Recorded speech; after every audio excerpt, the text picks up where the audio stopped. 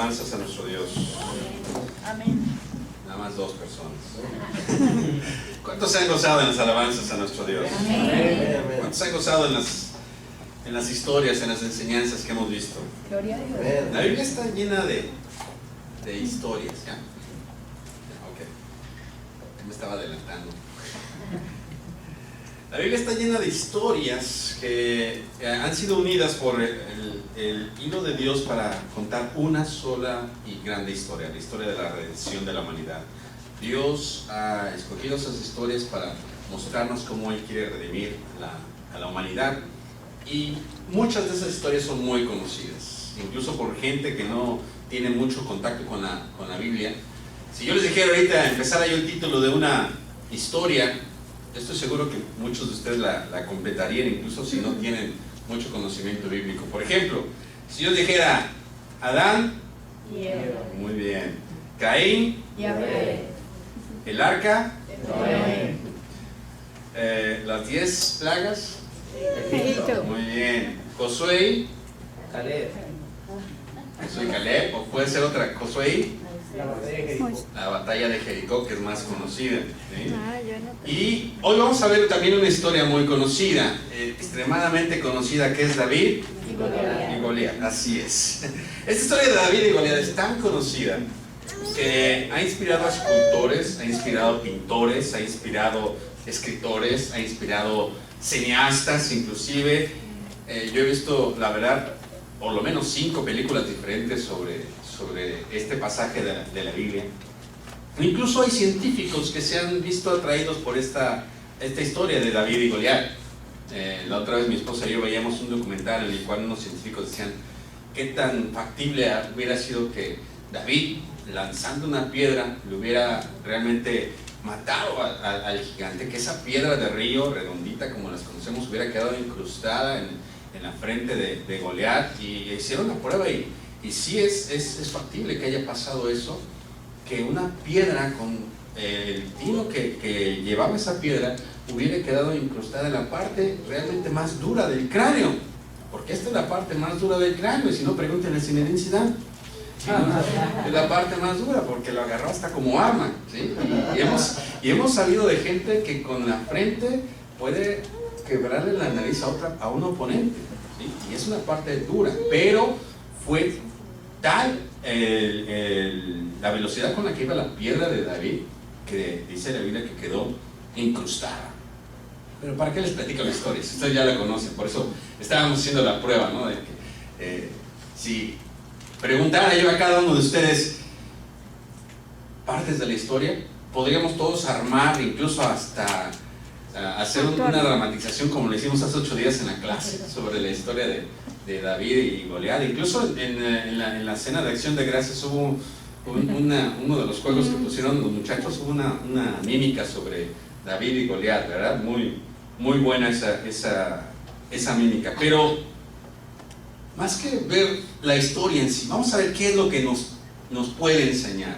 Porque estamos aquí no nada más para aprender una historia, sino para ver qué cuestiones prácticas, espiritualmente, moralmente, físicamente, podemos agarrar de la palabra de Dios. Y la palabra de Dios es tan rica, la palabra de Dios es tan maravillosa, que podemos agarrar un pasaje y aprender 1000 cosas de las cuales uno se queda asombrado cuando uno prepara una clase, cuando uno prepara un sermón.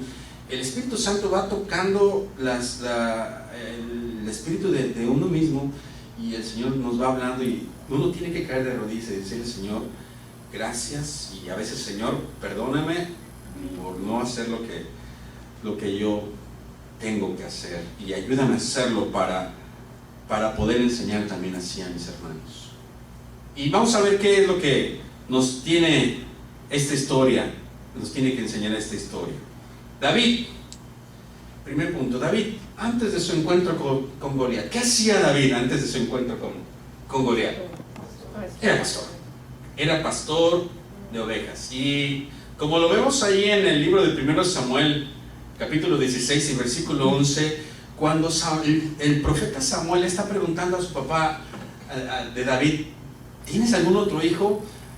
Nosotros podemos ver cómo Isaí dice, bueno, con cierto desdén, dice: bueno, todavía queda el pequeño, el menor, así como que el de menos valor. Y pues le tocó cuidar las ovejas. Quizás eso es el trabajo que nadie quería hacer, ninguno de sus otros hermanos querían hacer. Un trabajo cansado porque era de largas jornadas, un trabajo en el cual él tenía que pasar días enteros y noches enteras bajo el sol, en el cual quizás su piel se hizo bronceada por el calor del sol y se hizo resistente por el frío en la noche, pero Dios quería tener ahí a David con un propósito. Los grandes hombres de Dios, de los grandes hombres de Dios que Dios sacó para guiar a su pueblo, los sacó de detrás de las ovejas. Y si no, vean a Moisés. ¿Dónde lo sacó Dios? 40 años de estar pastoreando ovejas. ¿De dónde sacó Dios a Jacob? También, de 20 años de estar cuidando ovejas. Y de ahí mismo sacó a David, de estar cuidando las ovejas. Dios estaba preparando a David para más adelante él fuera el pastor de su pueblo Israel, pero con un corazón de pastor similar al corazón de Cristo, similar al corazón de Dios. Pero estaba en un trabajo que quizás no era el más glamoroso, quizás no era el más honroso, quizás podríamos decir, yo creo que ninguno de nosotros pondríamos en nuestro currículum vitae o nuestro resumen de vida pastor de ovejas, ¿verdad? Quizás sería uno de las labores así como que nos avergonzaríamos y dijéramos, híjole, ¿lo pondré o no lo pondré? Yo fui pastor de ovejas. Como que si yo o alguno de nosotros fuéramos algún manager, algún gerente de alguna empresa y vemos que alguien está aplicando para un puesto y digamos, pastor de ovejas, fuiste pastor de ovejas, así como que no nos sentiríamos muy orgullosos de ser pastor de ovejas, ¿verdad? Pero en ese momento, en ese lugar, en ese trabajo, en esas largas horas, David encontró el momento y el lenguaje preciso para tener comunión con Dios. Amén. David, siendo pastor de ovejas, encontró en esa labor que quizás nadie quería, el lugar adecuado con el cual ser inspirado por Dios. Y tuvo tal inspiración que escribió en sus salmos y él decía: los cielos cuentan la gloria de Dios y el firmamento anuncia la obra de sus manos. Un día emite palabra a otro día, y una noche a otra noche declaran sabiduría. No hay lenguaje ni palabras, ni es oída su voz, pero por toda la tierra salió su voz, y hasta el extremo del mundo sus palabras. Fíjense cómo David en este salmo nos está mostrando, ¿saben qué? Yo pasaba de un día a otro día sin dormir y veía la gloria de Dios, y pasaba de una noche a otra noche y veía la presencia de Dios. Y quizás muchas veces nosotros creemos que tenemos el peor de los trabajos. Quizás nosotros sentimos que nuestro trabajo no es el más honorable. No sentimos que nos sintamos orgullosos de lo que estamos haciendo. Sentimos que es un trabajo aburrido por las largas horas, por las largas jornadas. Sentimos que es humillante lo que nos ponen a hacer, porque es un trabajo que nadie más quiere hacer. Pero déjame decirte una cosa, así como David, en ese trabajo que tienes, puedes encontrar el momento perfecto, el lenguaje preciso para encontrar a Dios, para encontrar la inspiración de Dios. David no se quejó de su trabajo, sino que lo utilizó para glorificar a Dios. ¿Cuál es el trabajo que desempeñas? ¿Barres? ¿Trapeas? ¿Lavas baños? ¿Pasas largas horas frente a una computadora? ¿Cuidas niños? ¿Construyes? ¿Destruyes? ¿Sí? ¿Qué es lo que haces? Quizás no te sientes orgulloso de lo que haces, pero es ahí donde Dios te está preparando para el ministerio que Él quiere usarte más adelante. Porque cuando Dios estaba teniendo a David como pastor de ovejas, lo estaba preparando para ser rey, para ser el pastor del pueblo de Israel.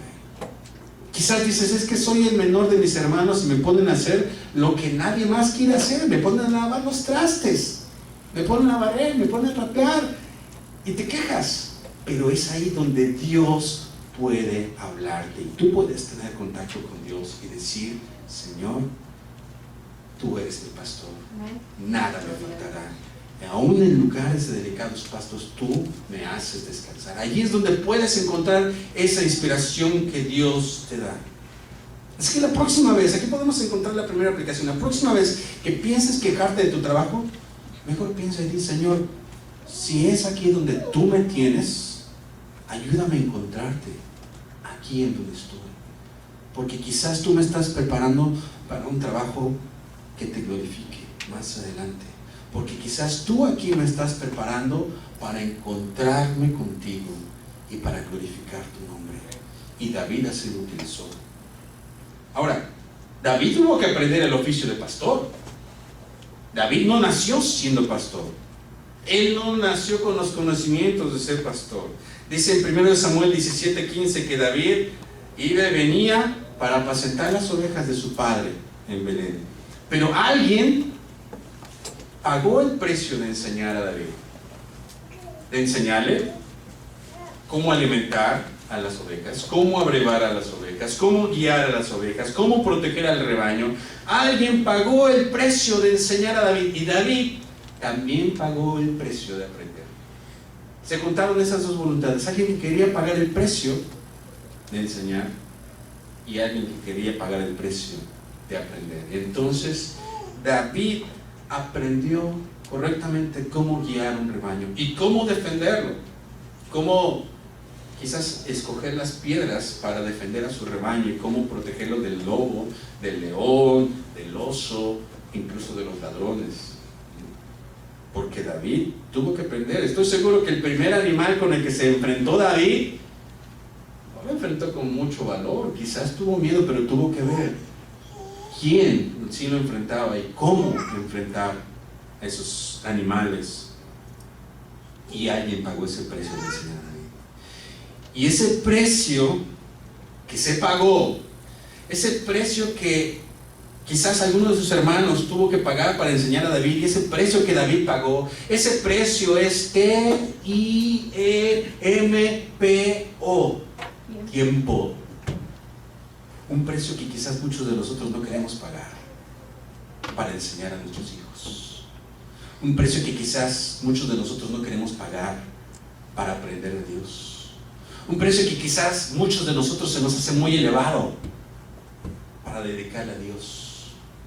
Porque decimos: es que no tengo tiempo. Es que me hace falta tiempo. Es que en el día no me alcanza el tiempo porque quiero un día de 36 horas. Y te aseguro que si lo tuvieras no te alcanzaría el tiempo. Porque es un precio muy elevado. Y muchos empresarios dicen: es que el tiempo es dinero. Y no queremos pagar el precio, empezando por dedicarle a Dios tiempo. Y por eso Jesús le dijo a sus discípulos: ¿no habéis podido velar conmigo una hora de las 24 que tiene el día? ¿Una? No puedes. No tienes tiempo. Pero alguien pagó el precio por enseñar a David. Y David pagó el precio de aprender. Y hermanos, es por eso que dedicamos este tiempo los domingos en la mañana, para aprender. Amén. Para que todos vengamos y aprendamos unos de otros. Ese es el precio que debemos de pagar. Y a veces no lo queremos pagar, porque a veces queremos gastar nuestro tiempo en otras cosas que no convienen. Pero Dios es lo que nos pide: tiempo. Y David pagó ese precio de aprender. ¿Qué aprendió David? A guiar un rebaño, a alimentarlo y a enfrentar sus pruebas. David enfrentó diversas pruebas, enfrentó diversos animales antes de enfrentar al animalote de Goliat. ¿Sí? Enfrentó diversos animales. Dice el 1 Samuel 17, a partir del versículo 34, David respondió a Saúl: tu siervo era pastor de las ovejas de su padre, y cuando venía un león o un oso y tomaba algún cordero de la manada, salía yo tras él y lo hería y lo libraba de su boca. Y si se levantaba contra mí, yo le echaba mano de la quijada y lo hería hasta que lo mataba. David aprendió a controlar el miedo. David aprendió quizás de animales no tan grandes. Quizás su primer animal fue un gatito doméstico. Y después el perro que cuidaba la manada. Y después un gato montés. Y después un lobo. Y después un león. Y después un oso. Y después Goliat. Y después Saúl. Y después todo el ejército de los filisteos, etcétera, etcétera. Sus pruebas de David fueron incrementando en tamaño. Pero él sabía cómo enfrentarlas. Él se acordaba y decía, bueno, si ya pude con un animal pequeño, puedo con el siguiente animal, que es un poquito más grande, y puedo con el otro que es más grande, y si se me pone un oso, puedo con él, y si se me pone un pelado como Goliat, también puedo con él. Porque si he podido con las pruebas más pequeñas, Dios me puede librar de las otras pruebas más grandes. Porque seguramente David escuchaba de Sansón y decía, bueno, Sansón creía que a lo mejor él iba a ser librado, pero Dios no estaba con él. Pero Dios está conmigo, decía David. Yo sí saldré de esta. ¿Qué tan fuertes son tus pruebas que estás enfrentando? ¿Qué tan grandes son las pruebas que estás teniendo en este momento? Quizás enfrentaste un lobito y ahora estás enfrentando un león y dices, bueno, del lobo sí me libró Dios, del león, ¿podrá librarme Dios? ¿Del oso podrá librarme Dios? ¿Cuál sería la respuesta correcta? ¿Cuál sería la respuesta adecuada? ¿Podrá Dios librarnos? Si nos libró de un perro callejero, ¿nos podrá librar de una manada de lobos? ¿Podrá? Amén. ¿Por qué a veces no nos damos entonces? ¿Por qué a veces decimos, bueno, es que era un perrito callejero, pero de una manada de lobos, así como que dudamos del poder de Dios? ¿Creemos entonces que Dios no nos puede librar? ¿Qué será entonces cuando venga el león, cuando venga el oso y cuando venga Goliat? ¿Podremos entonces enfrentarlo? David se acordaba de que él había pasado esas pruebas y de que Dios lo había librado, aunque eran más pequeñas. Y dijo, si Dios me libró de esas pruebas pequeñas, me puede librar de estas un poco más grandes. Y si vienen pruebas más grandes, yo sé que Dios me va a librar. Porque él decía, yo sé en quién he confiado y en quién está puesta mi confianza. Amén. Y él quizás decía como Job, yo sé que mi Redentor vive. Amén. Y Él está a mi lado. Y Él me va a poder sacar. Si estás en medio de una prueba, si estás en medio de una lucha, quizás es un león, quizás es un oso, y quizás así lo vemos. Si Dios te saca, espérate que venga un Goliat, y también Dios te va a sacar. Y también Dios te va a librar. Y también Dios te va a dar las fuerzas para que lo hagas. Porque David se acordaba. David nunca dijo, ay, es que pues no creo que Dios me pueda librar de este oso. Mejor que se coma el rebaño, yo me voy a mi casa. ¿Qué hubiera pasado si David hubiera hecho eso? No hubiera sido nada de David. A lo mejor el oso se come el rebaño, incluyendo a David como postre. ¿Sí? Porque se hubiera acobardado. Pero aquí en Génesis no vemos cobardes, ¿verdad? Porque decimos y lo repetimos con fe, todo lo puedo en Cristo que me fortalece. Amén. Amén. ¿Nos fortalecemos en el Señor? ¿Ponemos en Él nuestra confianza? Le decimos, Señor, tengo esta prueba, pero en ti soy más que vencedor. Porque tú me llevas, es un canto, de gloria en gloria y de triunfo en triunfo. Amén. Y de victoria en victoria. Amén. Amén. ¿Lo creemos? Amén. ¿Lo podemos decir? ¿Lo creemos? Lo creo. ¿Sí? Ahora, David pudo practicar. Él usaba esas largas jornadas de pastor para practicar su tiro, el manejo de la onda y el lanzar la piedra. Él aprendió cómo escoger a sus piedras, ¿sí? Eran para él piedras preciosas. Él supo cómo escogerlas.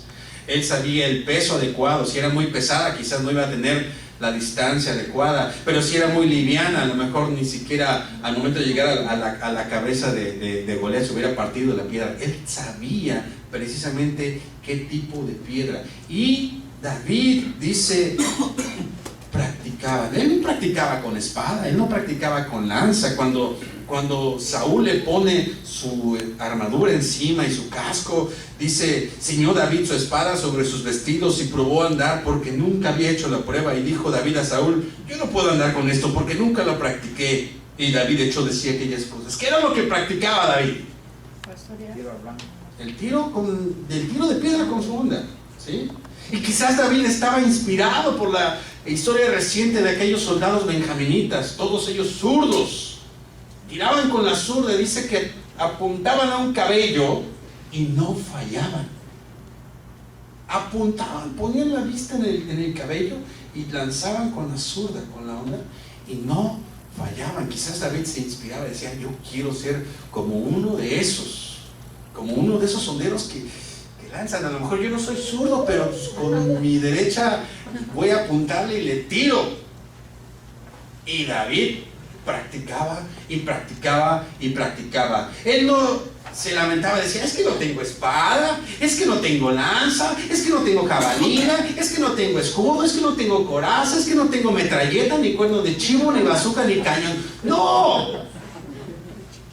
Él simplemente usaba lo que tenía a su alcance. Amén, amén. Y lo practicaba de tal manera que él quería encontrar la perfección, aunque fuera un arma sencilla. Pero al momento de encontrar la perfección en su arma, él logró una victoria contundente. Amén. Porque él practicaba de día y de noche. Amén. Y practicaba el tiro y lanzaba y lanzaba. Dicen en esta investigación que estuvimos viendo, decían que el hueco en la frente de Goliat, que estaba libre para donde entrara la piedra, era entre 3 y 5 pulgadas, 3 de alto y 5 de ancho. Ahí tenía que meter la piedra David. ¿Y saben qué? La tenía que meter al primer tiro.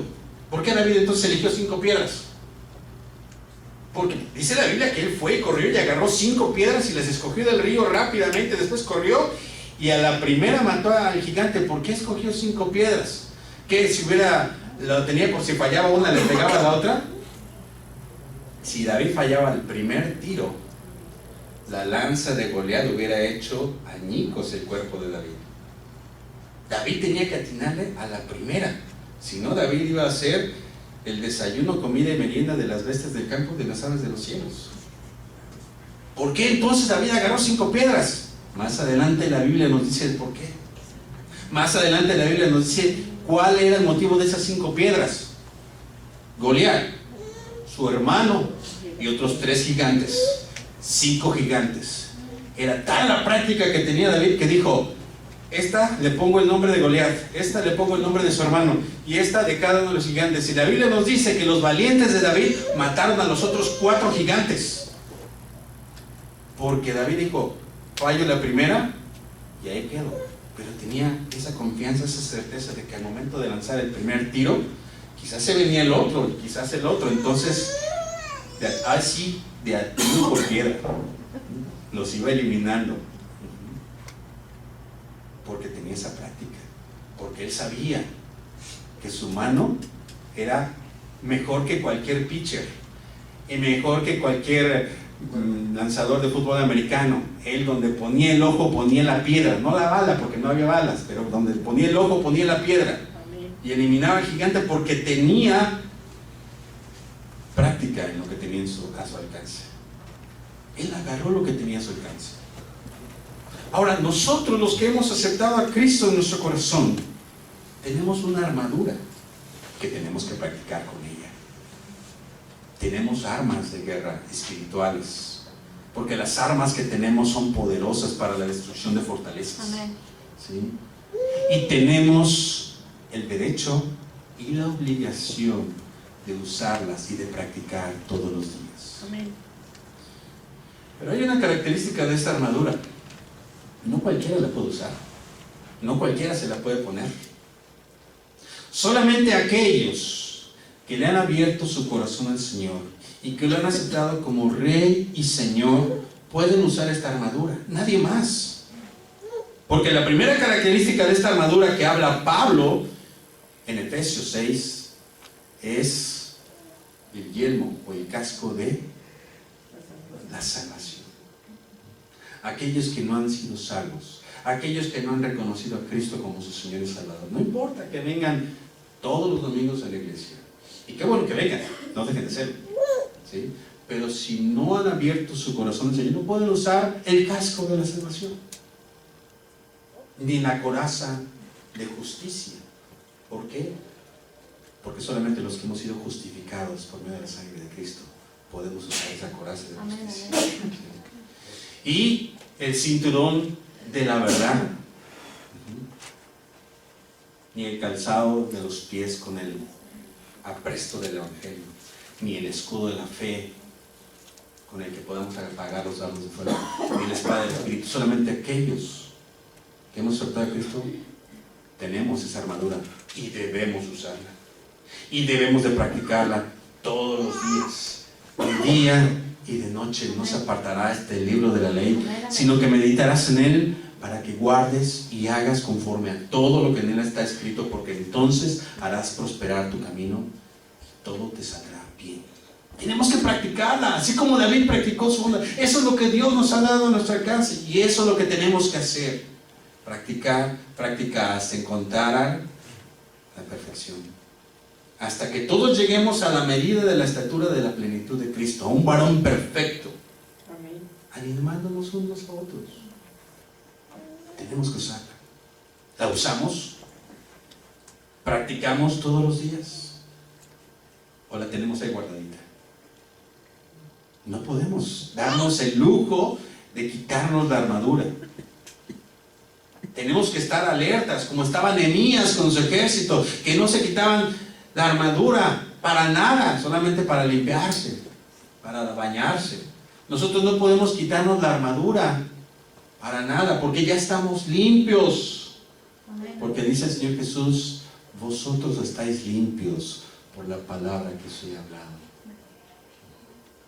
Entonces, ya no tenemos por qué quitarnos la armadura. Ya Dios nos limpió, ya Cristo nos lavó con la sangre que derramó en la cruz del Calvario, hasta la última gota la derramó para que nosotros fuéramos limpiados.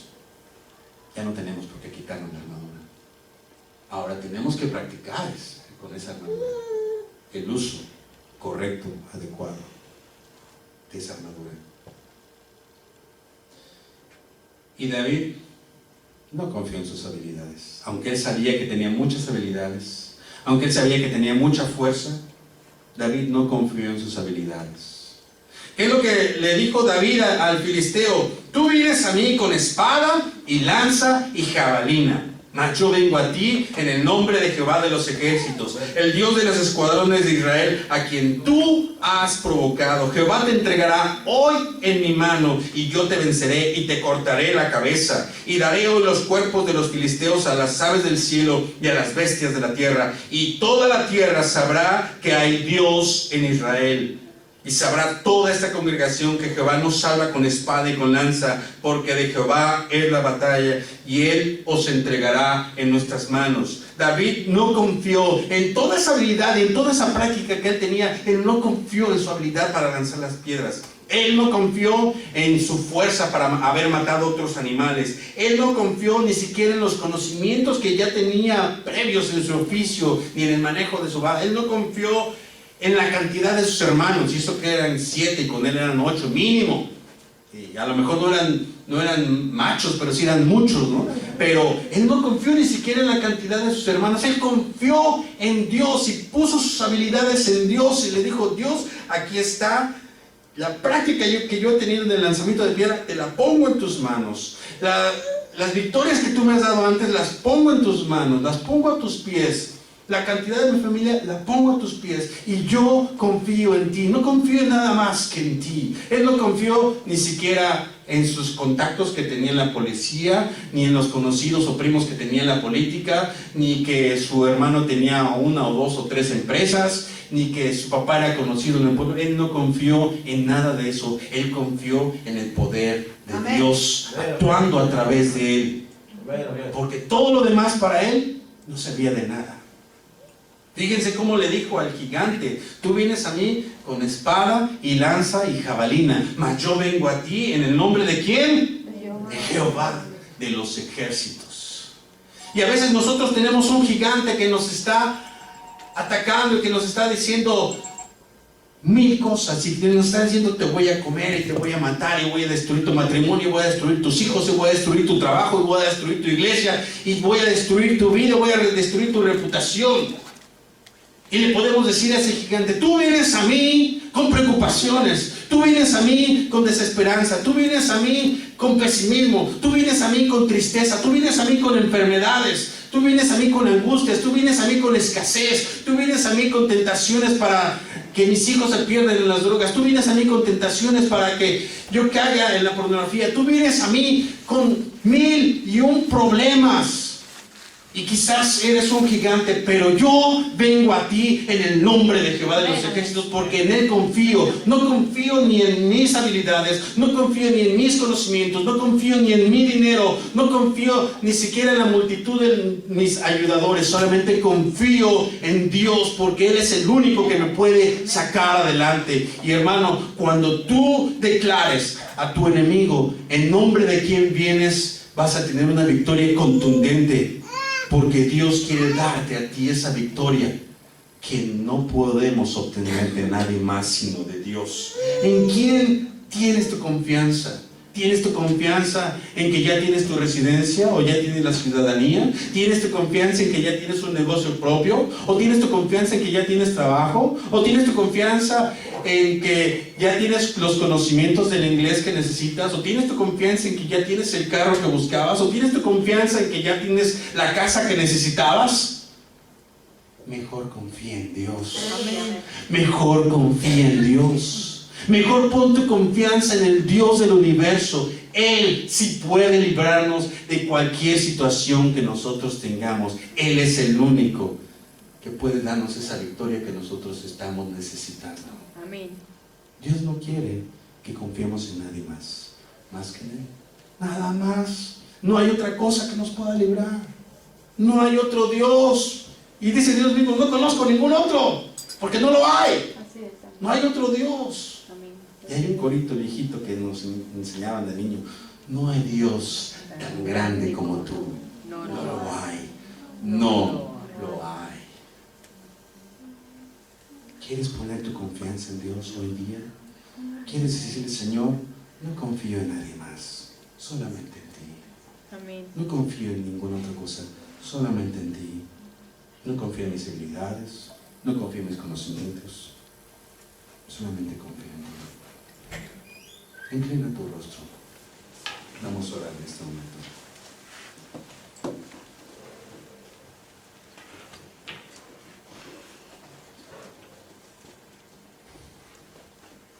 Amantísimo Dios, mi Padre, cuántas gracias te doy, porque tu palabra nos enseña a confiar en ti, porque el testimonio de David nos enseña a confiar en ti. Ayúdanos a imitar este testimonio de David. Ayúdanos, Señor, a confiar solamente en ti. Y así como estamos con rostros inclinados y ojos cerrados, en una parte del sermón decíamos que la armadura de Dios solamente es para aquellos que aceptan a Cristo en su corazón, para aquellos que le han abierto la puerta de su corazón y le han recibido como Señor y Salvador. Y gracias a Dios de que hay muchos que estamos aquí que hemos dado ese paso, pero si hay alguien aquí que nunca ha dado ese paso de confiar en Dios, de abrirle la puerta de su corazón y decirle: Señor, hoy quiero que seas el Señor de mi vida, hoy quiero que tú reines en mi corazón. Si nunca lo has hecho, si has tenido contacto con la iglesia, has venido y nunca lo has hecho, hoy puede ser el día en el cual tú le puedas entregar tu corazón al Señor. Y quizás hay alguien en un futuro que pueda ver este video, que también siente la necesidad de buscar a Dios en este momento. Ahí donde estás, tú puedes abrirle la puerta de tu corazón a Cristo y decirle: Señor, entra en mi vida. Reconozco que he pecado. reconozco también que solamente el sacrificio de Jesús en la cruz puede limpiarme. Te abro la puerta de mi corazón y te acepto como mi Señor y Salvador. Si tú quieres dar este paso de fe, lo único que te pido es que, si estás aquí en este templo, alces tu mano. Y con el simple hecho de alzar tu mano, tú estarás mostrando que quieres dar este paso de fe, que tú quieres empezar una vida nueva, que tú quieres realmente tener el derecho de usar la armadura de Dios. Si ese es el caso, alza tu mano. Gracias a Dios puedo ver tu mano, puedes bajarla. Gracias a Dios por esa mano que se ha levantado. Hay un valiente que ha hecho esa decisión. ¿Alguien más que quiera aceptar a Cristo en su corazón? El día de aceptar a Cristo es hoy. Mañana no sabemos, es más, ni siquiera las próximas horas sabemos si las tenemos compradas, pero Dios es un Dios de oportunidades, Dios es un Dios de invitaciones. Y hoy es el día en el cual podemos aceptar a Cristo. Ya ha habido una mano levantada. ¿Alguien más quiere levantar la mano? Hermanos, gócense, hay fiesta en el cielo. Y alégrense porque Dios es el que hace la obra. Señor, gracias porque tú estás con nosotros. Y yo quiero hacer otra invitación. Quizás la vida de David te ha inspirado hoy a buscar a Dios de una manera diferente. Quizás la vida de David te ha mostrado que no importa el trabajo en el que estés, Dios te quiere usar. O no importa las habilidades que tengas, Dios quiere usar tus habilidades también para la gloria de Él. Y tú has reconocido que necesitas entregar algo de tu vida, buscar más el rostro de Dios y estar más en comunión con Él. Y hoy quieres tomar una decisión importante de consagración a Dios. Si ese es el caso, yo te voy a invitar a que pases aquí al frente. Hay suficiente lugar aquí al frente para que vengas y le digas: Señor, hoy quiero dar un paso de consagración. Yo quiero dar un paso más allá del que estaba dando para acercarme más a ti, para ser usado por ti. Si ese es el caso, ven aquí al frente, permítenos orar por ti. Hay suficiente lugar. Podemos mover aquí sillas, pero si ese es el caso, pasa aquí al frente y ven a los pies del Señor. Él está esperando por ti. Gracias. Gracias. Gracias. Gracias. Gracias. ¿Alguien más que quiera pasar aquí al frente?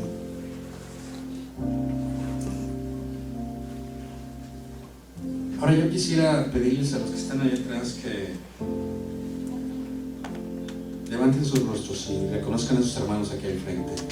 Y si tú sientes en tu corazón pasar y orar por cada uno de ellos, ven y ora con ellos y llora con ellos y dile: Señor, ayúdanos a buscarte, ayúdanos a seguirte. Vamos a orar unos por otros, vamos a decirle: Señor, aquí estamos como pueblo tuyo, dándote a ti la honra y la gloria. Y busca un compañero de oración ahí a tu lado y ora con él, ora con ella. Y dile: Señor, ayúdanos como iglesia a buscarte. Señor, gracias te doy por estos preciosos hermanos que están aquí enfrente. Señor, los ponemos en tus manos. Te damos gracias porque eres tú el que ha hecho la obra en cada uno de ellos. Eres tú, Señor, el que nos has guiado. Gracias, Dios, por este valor. Gracias, Padre, por esta firmeza. Gracias, Dios, porque es tu palabra la que penetra hasta partir del alma, de la coyuntura, el espíritu y los tuétanos, Señor. Tú eres el que discierne los pensamientos. Gracias, Padre. Gracias, Señor, te damos a ti la honra y la gloria porque tú eres el que haces la obra. Nos alegramos, Señor, en la obra que tú haces. Gracias, Padre Santo. Gracias, Cristo. Gracias, Señor. Exaltado. Te ruego, Señor, que tomes estas preciosas almas y que estas decisiones que se están tomando, Señor, sean firmes delante de ti, sean de todo corazón, que tú las veas, Padre, que tú las recibas como una ofrenda de mundo. Te doy gracias por estas decisiones importantes de vida y de compromiso.